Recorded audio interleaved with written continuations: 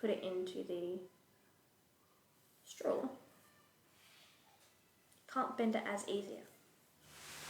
Hey guys, welcome back to Think and Make It Do It online.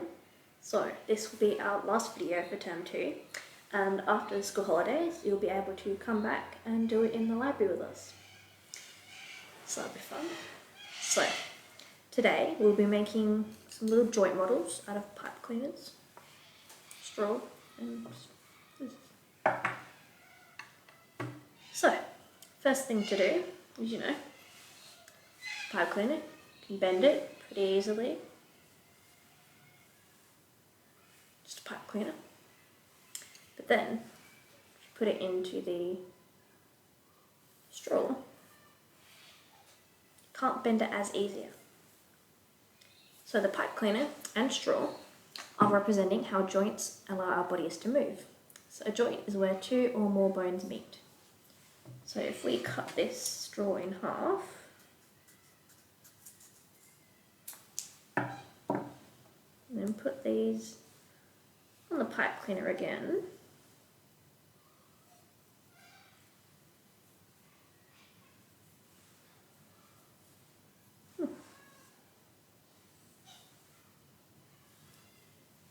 we can now bend the pipe cleaner around again.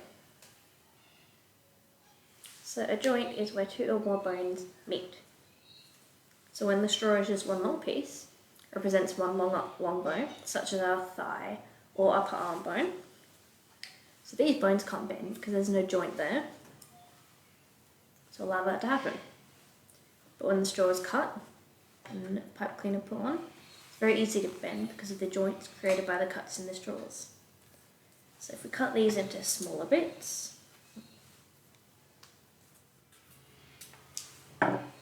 get another pipe cleaner and put these through.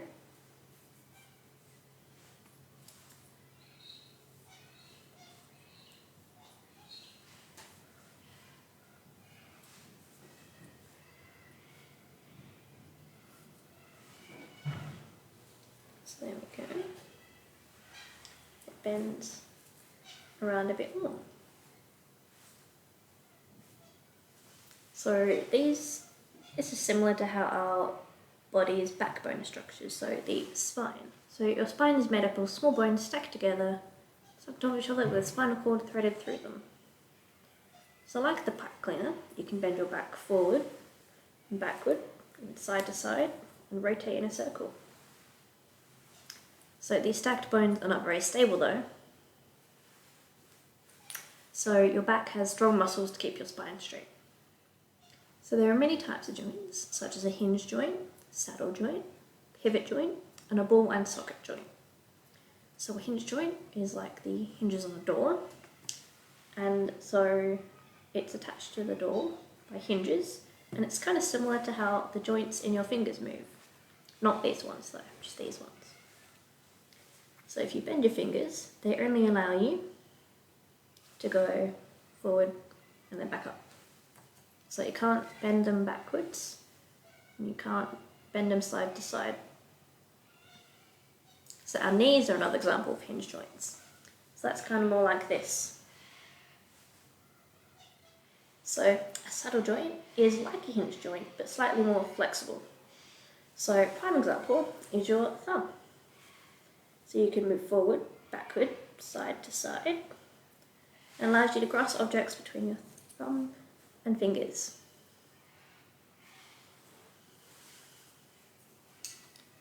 And a pivot joint allows rotating movement. So the two bones in your forearm, just back it off. So the two bones in your forearm connect to your elbow from a pivot joint. And to see how this works, try opening a door using the doorknob. So not just your hand, but the entire lower part of your arm rotates to twist the knob. So that is a pivot joint.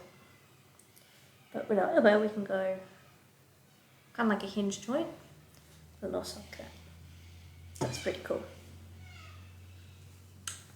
And so ball and socket joint, so make a fist. So the fist can move freely in a full circle. So that is a ball and socket joint. It allows the part that fits into the joint to move without restraint. So that's like in our shoulders or our hips. They have the most flexibility of any type of joint. So you can move it all around. It's pretty cool. So most animals that walk on four legs, like dogs and cats, don't have ball and socket joints in their shoulders because the flexibility of the ball and socket joints makes the shoulder and arm bones less stable because they're all on four legs instead of two and arms. So these animals have shoulder joints that are more similar to hinge joints, so they increase their stability and move them, allow them to run very fast on all four legs. So yeah, you can use the straws and the